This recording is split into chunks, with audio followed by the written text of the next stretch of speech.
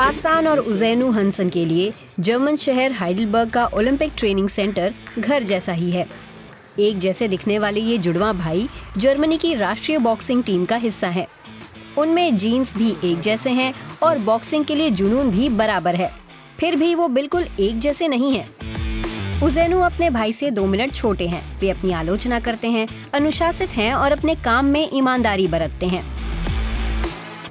आसान अपने भाई से 2 सेंटीमीटर लंबे हैं। वे शांत रहते हैं, आशावादी हैं और हिम्मती भी हैं। जब हम दोस्तों के साथ होते हैं मैं ज्यादा शांत होता हूँ। अगर मुझे कुछ पसंद नहीं तो अपने मुताबिक करने की कोशिश करता हूँ। वह ज्यादा पक्के इरादों वाला है। मेरे लिए वो छोटी चीजें जो गलत हो जाती हैं बहुत बड़ी लगती हैं। वो ज्यादा परेशान नहीं होता। मैं झगड़ा मोल नहीं लेता लेकिन बचता भी नहीं हूँ। आसान हमेशा ज्यादा मुश्किल में फंसता था। आसान और उज़ैनू का जन्म गाम्बिया में हुआ। वे 4 साल के थे जब उनके पिता चल बसे। उनकी माँ फतोऊ रोजगार की तलाश में जर्मनी चली आईं और दोनों भाई गाम्बिया में ही रिश्तेदारों के पास रहे। जर्मनी में फतोऊ ने फिर से शादी की। उनके नए पति ने आसान और उज़ैनू को गोद ले लिया। 8 साल की उम्र में दोनों भाई माँ के पास जर्मनी चले आए। उनके जीन्स और अतीत दोनों एक से हैं, लेकिन व्यक्तित्व अलग हैं। तो ये बदलाव कैसे आए? हमारे व्यक्तित्व को ढालने में आनुवांशिकी और वातावरण क्या भूमिका निभाता है? बोलोनिया यूनिवर्सिटी में पिएत्रो बिरोली इसी सवाल पर रिसर्च कर रहे हैं। उनका शोध एक पक्ष विशेष पर केंद्रित है। खतरे के प्रति सहनशीलता ये ऐसा गुण है जो खिलाड़ियों के लिए प्रासंगिक हो सकता है। इसका उनकी सेहत, आमदनी जैसे बाकी पहलुओं पर भी असर पड़ सकता है।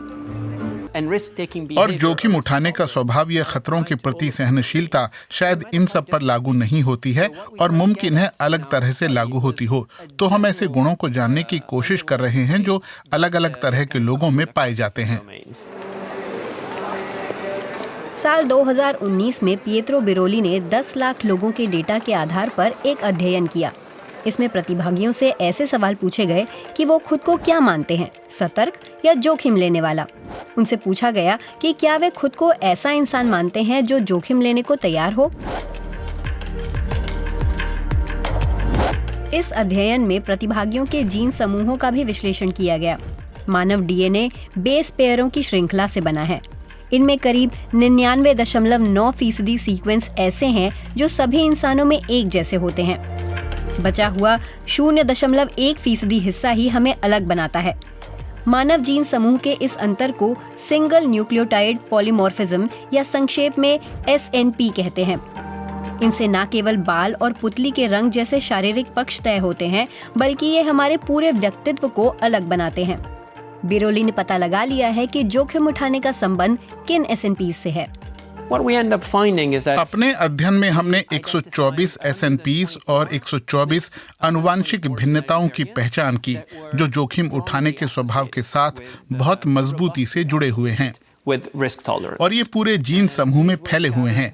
22 क्रोमोसोमों में, ऑटोसोमल क्रोमोसोमों में और जीनोम के 99 अलग अलग लोसाई में भी हैं।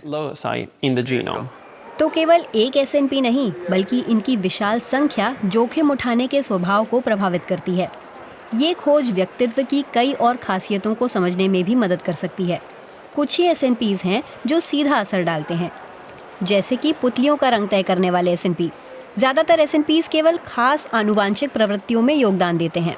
अगर ऐसा परिवेश है जो इस प्रवृत्ति को अपनाने के लिए खुला हो तो ये आनुवांशिक अंतर विस्तृत हो सकते हैं, अधिक भिन्नताओं को प्रोत्साहित कर सकते हैं। तो किसी लेंस की तरह वातावरण भी इन अंतरों को बढ़ाता है। तो ज्यादा प्रभावी कौन है, जीन्स या परिवेश? तो किसी ने कहा था कि जीन्स बंदूक में गोली भरते हैं और लाइफस्टाइल ट्रिगर दबाता है। जीन्स और परिवेश दोनों ही हमारे व्यक्तित्व को आकार देते हैं, लेकिन व्यक्तित्व भी जड़ नहीं है। समय के साथ इसमें बदलाव आ सकते हैं।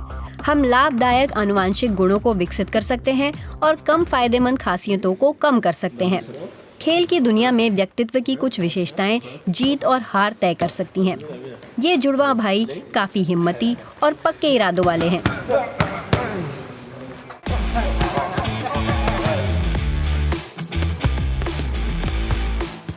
ये हर दिन कई घंटे तक ट्रेनिंग लेते हैं। इसमें शारीरिक और मानसिक दोनों तरह की ताकत चाहिए।